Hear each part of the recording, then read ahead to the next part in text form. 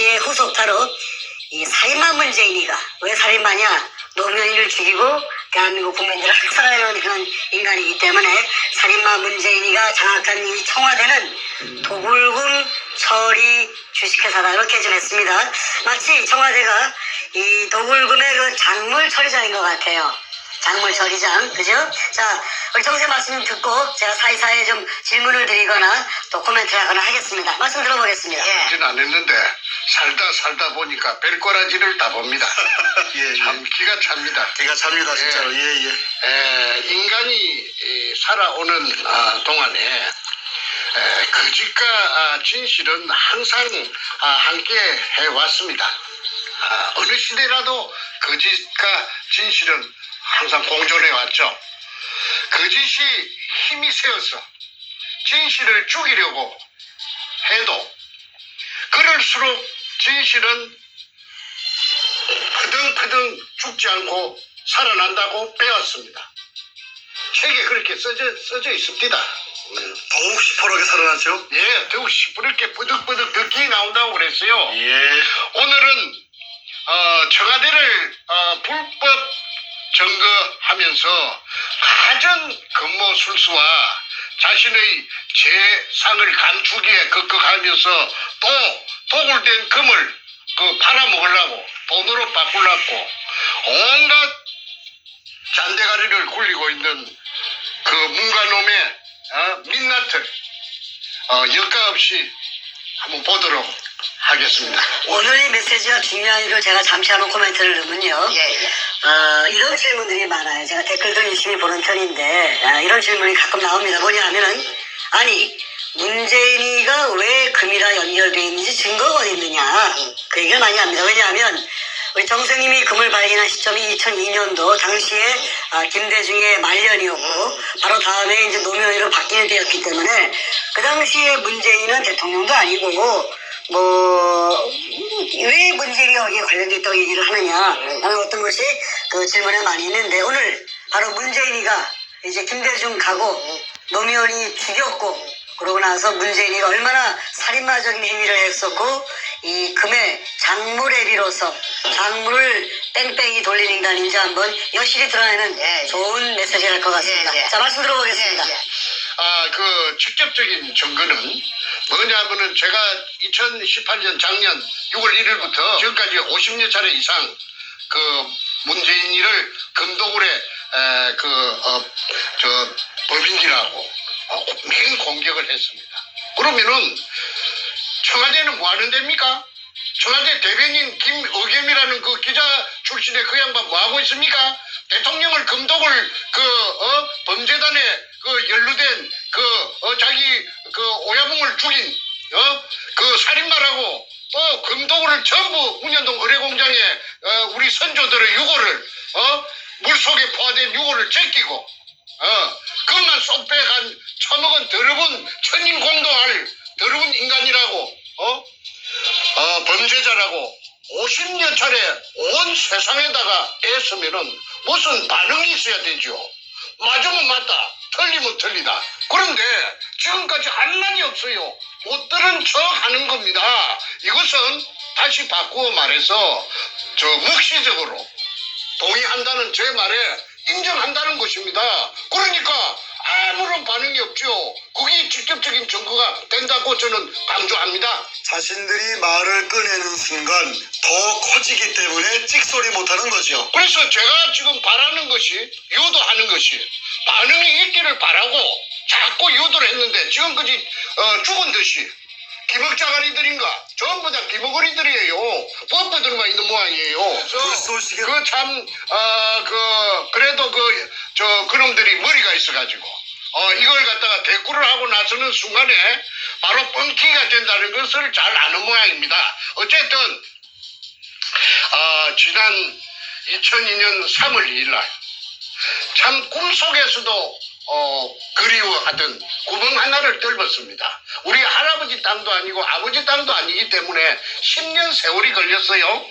문현동 1219-1번지에 직경 60cm로 지하 안반층 16m를 뚫고 땅속에 숨어있던 그 지하 수평물의 천정을 관통하는 개가를 올린 것입니다. 그거는 현대 과학이 발달되어가 있기 때문에 땅 속에 16m에 존재하고 있던 그 낯선 구리 하나, MRI 같은 기계에 걸린 것입니다. 그 MRI 기계를 갖고 온 데가 어디냐면은 대전에 있는 배재대학이에요. 배재대학 토목공학과에서 미국 하와이에서 그 기계가 들어온 지가 얼마 안 되는 기계를 제가 어떻게 알고서 그 돈을 주고 그 다음에 그 손홍이라는 교수를 갖다가 그 당시 돈 300만 원을 주고 그래가지고 그 찾아낸 것이 그 구멍을 뚫게 된 것이죠.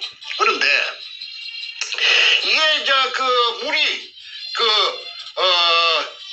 지상 17m 높이로 한 3시간 반인가 뿜었다고 제가 말했습니다. 그때 그 수압이 얼마나 셌던지 도굴단들이 선구자 방송에서 하는데 그런 사진이 여과 없이 분출하는 장면이 물기둥이 솟아오르는 장면이 있더라고요. 그런데 자기네들이 무식한 놈들이 돼서 물기둥이 솟아오르는 그 자체가 박숭이 굴이 아니라 하는 걸 나타내는 가장 중요한 증거인데도 불구하고 그걸 보여주더라고요. 내가 조금 전에 봤습니다. 물기둥이 막 실이 하늘로 치솟아 오릅니다. 그때 그 광경이 산속 뒤에 있는 옹벽 안쪽에 어마어마하게 큰 공간이 존재하는 것을 나타내는 바로 물리적인 현상이고 증거입니다. 제1의 증거입니다. 무엇이라느냐 하면 토목공학에서 수리수문학에서 오리피스 현상이라고도 하고 그 다음에 분수대 현상이라고도 합니다. 우리 한국말로. 그거는 수압이 없으면 절대 올라올 수가 없는데 만약에 박숭이의 실패한 구리라였다면은 한 방울도 올라오지 않는다는 수자원공사의 유권 해석이 있습니다. 클 것이니까 높고 클 것이니까 물이 각 들어차갖고 재어 있다가 백주름이가 무식하긴 무식하네. 아니 그럼요. 그러니까 씨가 안 닿습니다. 그 다음에 또 하나 더 내가 말하겠습니다. 저를 사기죄로 이제 똘똘 몰아서 징역 4년을 살렸는데 그러면은 내가 사기를 갖다가 누구를 통해서 쳤습니까? 김성태라는 소도동 놈, 삼천포 소눈깔같이 생긴 그놈, 덩치 큰 놈. 그놈이 여기저기서 자기 아는 지인들에게서 돈을 구워갖고 온 겁니다. 조건은 뭐냐면은 성공하면 10배로 준다는 그걸 보장을 내한테 해달라고 해서 내가 글자 몇 자 써준 죄밖에 없습니다. 그리고 그 돈은 그놈하고 내하고 갈랐었다고 판사 앞에서 그놈이 나는 한 30% 줬다고 하고 100만 원 같으면은 30만 원 그놈 새끼한테 줬다고 30% 줬다고 했고 그놈은 거짓말로 15% 정도 그렇게 15만 원 정도 받았었다고. 그러니까 그런 새끼가 아무 직업도 없고 백수 건달이고 집도 절도 없는 놈이 가족을 미기 살려야 될 거 아닙니까? 가족이 또 9인가 됐어요. 그런데 어째서 그럼 같이 갈랐었으면 사기 공범이 돼가지고 같이 진역을 살아야 될 텐데 그러면 쏙 빠주고 내만 전부 다 딸딸 말리 있어요. 그게 자체가 이 위에서 그 당시에 노무현 참여정부의 민정수석을 하던 문재인이라는 자가 작용을 했기 때문에 검판사들이 압력에 눌려가지고 그래가지고 이 말하자면은 이 사건의 가해자와 피해자가 뒤바뀌고 지금까지도 저놈들은 잘 먹고 잘 살고 아까 1조 5천억 백주놈이 그 다음에 김성태 8,900억 그 다음에 전문교육 거창기업 6,800억 국세청에서 세무 과표가 그리 나왔지 않습니까? 그런데도 불구하고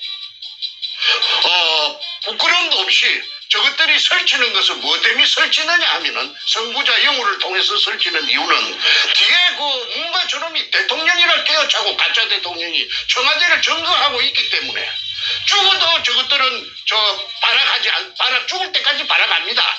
그래서 별별 짓을 다 하고 있는데 저는 그거 대응해 주는 것이 오히려 고맙습니다. 왜 그러느냐 하면은 시청자들이 영리하니까 시청자들이 보면 누가 거짓이고 누가 참인지 진실인지 다 표가 나서 알 것이기 때문에 오히려 저희 진실을 더 선명하게 부각시키는 계기가 되기 때문에 저는 별로 개의치 않습니다. 자, 지금 이 순간 다시 한번 금도굴 사건 우리가 몇십 편을 내보냈기 때문에 처음부터 보신 분들은 내용을 많이 아시는데 예. 최근에 보신 분들이 부쩍 늘어났기 때문에 예. 간단하게 아주 간단하게 예. 금도굴이 언제 시작된 제가 한번 그 일지만 제가 한번 다시 한번 말씀드리고 다음 얘기하면 넘어가겠습니다. 예. 금도굴 금에 대한 발견부터 얘기해야 될 것 같은데 예. 지금 말씀드린 10년에 걸쳐서 그 부산 문현동 일대를 탐사하신 이후에 바로 2002년 3월 2일 바로 문현동에 수직구가 완성이 되었습니다. 그 지하 4m부터 물속이 포화 상태가 됐고요. 예. 그러고 나서 같은 3월 18일경 중순 좀 지나서 일본 글자로 이둥충이라는 그리스인 마대가 수평물 속에 꽉 차 있는 것이 항토세. 확인이 되었습니다. 예. 이 이둥충이라는 글을 쓴 것은 그 일본 일제 시대 때 그 굴이 완성되었다는 증거가 되겠지요. 예. 그러고 나서 바로 며칠 얼마 뒤에 3월 말쯤 돼가지고 김성태 일당이 우리 정생님의 오른팔이었는데 이 사람이 배신을 한 다음에 아니 저한테 독을 하자고 종용을 했죠. 그렇죠. 예. 배신하면서 예. 이 도구를 하자, 금을 빼돌리자고 이제 제안을 해서 국가에 신고하지 말고 그렇죠. 살짝 빼먹자고 했죠. 정생님은 이제 그걸 갖다가 반대했고 김성태는 도구를 하자고 맘먹기 때문에 이제 배반이 일어납니다. 예. 정확하게는 4월 5일 날 배신이 일어나는 이걸 제가 인지를 한 것이 4월 5일이 생각이 됩니다. 예. 그러고 나서 4월 중순경에 바로 이 김성태가 정생님이 이제 눈의 가시가 돼버렸으니 자신은 도구를 하고 싶은데 정생님은 도구를 반대하고 있으니 국가에 세금 내고 정식으로 이걸 우리가 클레임을 하자 얘기했으니 김성태가 당시에 좀 힘이 좋은 나현철이에게 정충재 선생을 죽이라고 살인 교사 예. 지시를 합니다. 예. 이런 예. 식으로 이제 숨가쁘게 예. 죽고주의가 시작되면서 예. 그리고 그들은 예. 도구를 시작해버립니다. 그래서 제가 한마디만 하겠습니다. 그래서 말하자면은 이 금을 물속에 산더미처럼 져 있는 금을 처먹기 위해서 주체인 저를 제가 찾아낸 제가 주체지요.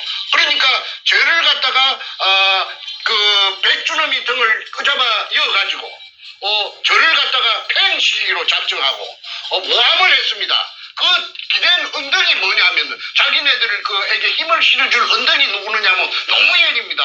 노무현이 정권하고 붙어버린 거예요. 그러면 그 뒤에 배경이 누구느냐면 그 현직 대통령이 뒤에 당선자 시절부터서 뒤에 딱 버티고 있으니까 병풍 역할을 해주니까 아니 뭐 긁어칠 게 있겠습니까? 정충재는 힘도 없고 백도 없고 다 힘이 빠져갖고 지쳐 쓰러질 지경인데 그래가지고 그때서부터 지금까지 처절하고 외로운 그 전쟁을 갖다가 저 혼자 일대 다수 수백 명인지 천 명인지 모르는 기라성 같은 놈들을 상대로 해서 외롭게 고군분투해온 것입니다. 자, 이제 노무현 얘기로 들어가 보겠습니다. 예. 자, 노무현이가 배경이 있다 이렇게 주장하셨는데 실제 그런지 한번 확인해 보겠습니다.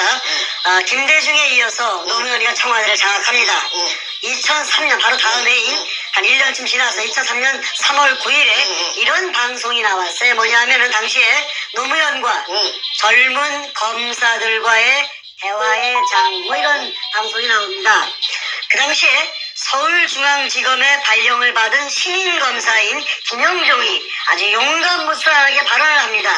질문하는데 이런 질문을 했습니다. 노무현에게 대통령에 취임하기 전에 전 부산 동부지청장인 박용석에게 청탁 전화를 하신 적이 있다.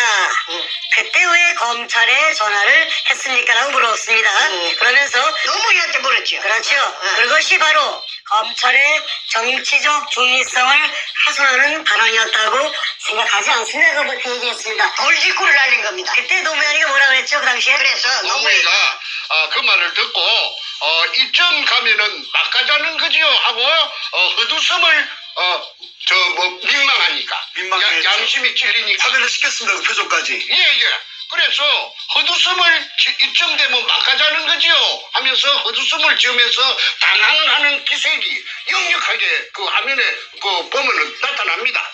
그래서 노무현이 우물쭈물 하면서 변명하기를 청탁 전화가 아니었다. 해운대 지구당에 당원이 사건이 계류되어 있는 모양인데 자기 당원이 해운대 지구당에 자기 당원이 사건에 계류되어 있는 모양인데 위원장인 나에게 노무현에게 억울하다고 자꾸 호소하니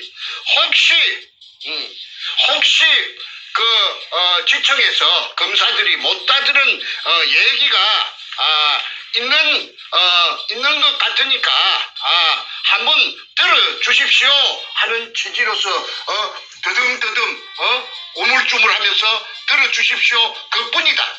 이 이야기가 전부다 하면서 해명을 했습니다. 그거는 의식이 똑바로 베낀 보통 사람들이라면은 뭔가 이상하다. 어째 대통령 그 당시에 취임하기 전이니까 당선자 신분으로서 시청장한테 직접 전화를 걸어가지고 자기 당원이 억울한 것이 못 따드린 것이 이렇게 한번 더 들어봐 주시오 하는데 그 말하는 것이 우물쭈물하니까 뭔가를 숨긴 듯한 그런 걸 눈치챌 수가 있지요. 그때 그 화면을 갖다가 재생해서 보시면은 제 말을 갖다가 인정하실 것입니다. 그런데 저도 그 장면을 보고 저거 좀 이상한데 내가 노무현을 알기 때문에 내가 노무현을 3번 만나가지고 금도굴에 대해서 문현동에 대해서 금도굴이 아니고 문현동 보물건에 대해서 서로가 얘기를 했던 그런 상황이 앞전에 다 그 얘기를 장황하게 했기 때문에 오늘은 생략합니다. 야, 좀 이상한데 그런데 내가 이후에 수사를 해달라고 진정서를 이어가지고 서경석이라는 종교깡패 목사 거기 이제 검찰에 작용해가지고 사건을 해결하도록 해주겠다고 해서 제가 진정을 해가지고 그래가지고 이제 동부지청에 수사가 시작되었습니다. 오청 특수부에서 서범중이라는 애송이 그 당시에 고대 법대 나오고 대구 놈이 있는데 뚱보가 있었어요. 그게 이제 수사를 하는데 이영 개판으로 하는 거예요. 이거 내 말은 인정하지 않고 자꾸 말이지 도굴단을 비호하고 말이지 사건을 비비 꼬기 시작하더라고. 6달 동안. 그런데 한 번은 수사를 받다가 화장실에 갔습니다. 이 화장실에 가서 정면을 보면서 이거 참 뭔가가 이거 뒤에서 어떤 놈이 조정하는 것 같은데 검사 새끼가 내 말을 전혀 안 들으니까 서범주의라고 하는 대구 자식 그 자식이 안 들으니까 야 이거 내가 동쪽이라 하면 그 새끼는 항상 서쪽이라고 그래요. 그래서 야 이거 참 난감하다 싶어서 있는데 옆에서 같이 오줌 누던 누군가가 내 옆구리를 푹 찌르면서 아는 체 합디다. 그래서 히뜩 보니까 내보다 키가 작은데 아무개가 또 내 아는 진주에서 알던 후배예요. 진주지청에 무전사로 있었는데 무전사.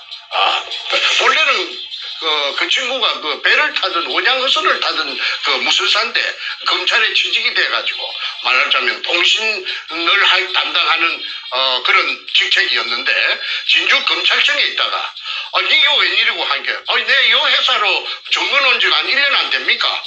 형님은 여기 웬일입니까? 해서 내가 문현동 금도굴에 대해서 내가 이야기를 했더니 그 애가 하들짝 놀라면서 하는 말이 아이고 형님이 주인공입니까? 그래 네가 어째 그래 문현동의 금도굴 사건을 아느냐 하니까 이거 우리 회사 직원들 전부 다 모르는 사람이 없습니다. 어째 모르는 사람이 없단 말이냐? 노무현이가 우리 회사 사장한테 지청장한테 박용석이한테 전화를 걸어가지고 그러는 거죠. 예. 자기네 지청을 일컬어서 해사라 하더라고. 그러면서 우리 회사 사장한테다가 전화를 한 게 노무현이 아닙니까? 내가 이제 그런 걸 모르는 줄 알고 그래 무엇을 부탁하려고 전화를 했다 하대 할게 아이고 문현동에 금도굴 형님이 주인공인 줄 나는 몰랐는데 금도굴에 타치하지 말라고 전화를 갖다가 한 걸 갖다가 우리 회사 직원 여자 직원 타이피스트까지 전부 다 전화 교환한 거지 다 압니다. 동부지청에 직원들 다 안다고 그러대. 그래서 내가 꿈을 깼습니다. 노무현이가 가담이 되었구나. 노무현이라 하는 이 더러운 도둑놈이. 그럼이 그 앞전에 내가 도둑놈이라고 했어요. 그 김해 임업시험장에 저거 형 노금평이하고 같이 그 철조망을 절단하고 들어가서 그 단감나무 묘목을 뭐 100개 지말로 100개 뭐 200개 훔쳤는지 300개 훔쳤는지 모르죠. 그래갖고 저거 집 뒤에 봉아리 뒤에 산에 저거 산에 조그마한 산이 있는데 거기에다가 그 단감나무 과수원을 조성했다고 그 새끼가 그 온 사방에 무슨 훈장 받을 자랑인 것처럼 떠들기 때문에 세상에 알려졌지요. 제가 지어낸 말이 아니고요. 원래부터 도벽이 있는 사람이 그렇죠. 그런 게 이제 머리가 좋아가지고 죽으라고 쪼아갖고 10년 동안 그래갖고 저 사법시험에 봤어갖고 1년 반 정도 그 대전지법에서 저 뭐이가 그 판사 생활을 했는데 월급이 작아갖고 사표 놓고 부산에 내려와갖고 그 도청 앞에서 부영동 도청 앞에서 변호사 하면서 그 문가죽을 만난 겁니다. 자, 그래가지고 맞습니다. 도둑놈끼리 만난 거예요. 자, 여기까지 정리하면은 노무현이가 대통령 취임하기 전에 검찰 측에 전화해서 지시를 했다. 무슨 지시를 했냐 하면은 문현동 금도굴 사건에 대해서 터치하지 마라. 건들지 마라. 엄포를 놨다. 엄포를 놨다. 그러니까 정충재 바보 만들고 감옥에 집어넣어버리고 이 사건을 봉합시켜라. 손대지 마라. 모르죠. 마라. 덮어라. 오케이. 그걸 이제 김영동이가 말하자면 그때 젊은 검사들과의 대화의장에서 그걸 바로 돌직구로 안 날렸으면은 제가 어떻게 이런 걸 알 수가 있었겠어요? 그렇죠. 그렇습니까? 그분은 저 안양지청장을 끝으로 해가지고 검사장 승진이 안 되니까 옷을 벗고 제가 알기로 한 3년 정도 전에 저 서초동 앞에 그 송결이라고 송결자는 한문으로 결백하다 할 때 깨끗하다 아마 결자 모양인데 소나무 송자 그러니까 늘 푸른 소나무니까 소나무처럼 늘 푸르게 깨끗하다. 오염되지 않겠다. 아마 그런 그 사람의 신조마인데 간판을 그걸 걸고 변호사를 개업하고 있다가 얼마 전에 자유한국당에 중앙윤리위원장으로 영입된 걸로 제가 알고 있습니다. 그런데 그 사람을 내가 찾아가서 만났어요. 그 사람한테 찾아가서 만나서 긴노유리 오퍼레이션 그 책도 내가 한국백화점 책도 한 권 주고 그 다음에 정충재를 잘 알고 있습니다. 그래서 앞으로 필요하다면은 그 만약에 한국에서 청문회가 열린다든지 그 다음에 국정조사가 열린다든지 해서 수사가 본격적으로 시작되면은 그분에게 내가 도움을 요청할 계획입니다. 예. 뭐 더 이상 그분이 한테 입장이 난처할까 싶어서 그분에 대한 언급은 생략하도록 하겠습니다. 네, 알겠습니다. 하여튼 김영종 당시 검사가 아주 올곧게 노무현한테 돌직구를 날렸고 그 남원들하고 이제 그 밑보였는지 하여튼 크게 성장하지 못하고 이제 변호사 기업으로 가고 있는데 잘리죠. 검사장 승진 안 되면 잘리니까. 자, 하여튼 그 모든 상황을 정리했을 때 노무현이가 대통령 당선이 되면서 취임하기도 전부터 검찰에 압력을 넣어서 이 사건을 건들지 못하게끔 압력했다는 것이 이제 다 파악이 됐습니다. 다음 얘기 넘어가 보죠. 그 다음에 이제 그 노무현이가 관련되었다는 거는 그거 하나를 이야기했는데 또 하나만 더 이야기합시다. 그러시죠. 여러 개 있지만은 시간 관계상. 그러시죠. 그 노무현이하고 그 도굴두목 백준엄이하고는 모르는 사이가 아니고 아는 사이라요. 서로가. 얼마 정도 아는 사이냐면 20년 같이 그 이전에 그 도굴 사건 이전에 한 20년 동안 동호회를 같이 했어요. 동호회. 그 증거가 있죠. 예, 동호회가 뭐냐면은 그 증거가 인터넷에서 제가 찾아냈습니다. 그 한국 열기구 협회라는 게 있어요. 그 풍선에다가 속구리를 달고 그 불로 피해갖고 날아가는 게 있는데 열기구 협회라는데 그게 노무현이가 25년인가 20년 되고 그 다음에 회장이 누구느냐면 그 백준엄이가 회장이에요. 그래서 저 태평양을 건너가는 그 이벤트를 2001년도에 할 적에 백준엄이가 총괄본부장이고 그 노무현이가 추진본부장입니다. 종로 국회의원으로서. 그래서 그 두 놈이 그 묘하게 내가 연결고리를 찾으려고 내가 참말로 고생을 많이 하다가 내가 찾아낸 것이 열기구 협회 회원이었다. 그리고 문현동의 금도굴에 열기구 협회의 그 간부들이 많이 동원되는 것이 김성태가 쓴 그 제주도 탐사 일기 A4 용지 404쪽짜리에 그게 은종진이라든지 그 영감이 아마 나이가 많아서 죽었을 건데 그런 사람들이 많이 나타납니다. 그래서 이거는 한국 땅덩어리 생기고 유사일에 처음 있는 일이라 금이 산더미같이 도심의 그 한복판에서 땅 밑에서 나타났다고 하니까 누가 믿을 사람이 있겠습니까? 그러니까 사람들이 믿지 않는 그걸 금이 나왔다는 걸 안 믿는 그것이 오늘날 저를 17년 동안 죽도록 고생시킨 그 원인입니다. 예, 그래서 앞전에 한 번이라도 이와 유사한 사건이 있었다면은 제가 그렇게 고생 안 했죠. 벌써 해결됐죠. 그리고 일망타진되고 한국에는 큰 도움이 되고 부산시에도 큰 도움이 됐을 겁니다. 왜냐하면은 그 도굴 금이 나온 그 유골이 재여 있는 의뢰공장 그 실체가 1공장부터서 5공장까지 있는데 그 도면이 그 백주님이 가방 속에서 제가 입수해 갖고 안 있습니까? 그게 범내에 보면 범내에 보면은 한 부분이 끝에서 끝까지 4km입니다. 그러면은 그 도면 그 자체를 전부 다 그 4km라 하는 걸 대입을 하면은 한 15km, 20km가 동서남북으로 된다는 결론입니다. 그러면은 부산시 남구 지하에는 그 용호동까지 수산대학 용호동 용당 캠퍼스 있는 그런 쪽까지 UMO지 근처하고 그지 지하 왕국이 존재한다는 겁니다. 지하에. 그러니까 그게 실체적인 그 자기 모습을 드러내면은 그 어마어마한 관광지가 될 수가 있죠. 부산시의 관광 자원이 부족합니다.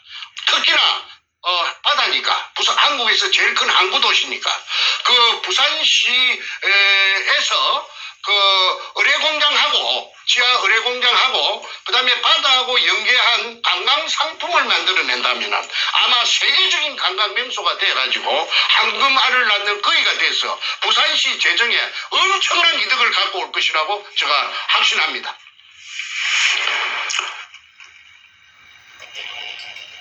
조선민주주의 인민공화국 수령이라고 하는 김정은이라고 하는 놈이 결제 책상에서 무언가 결제를 하고 있고 그 옆에 그가 임명한 민주주의 인민민주주의 3.0 간첩 총독 문재인과 부동자세로 서 있는 모습입니다.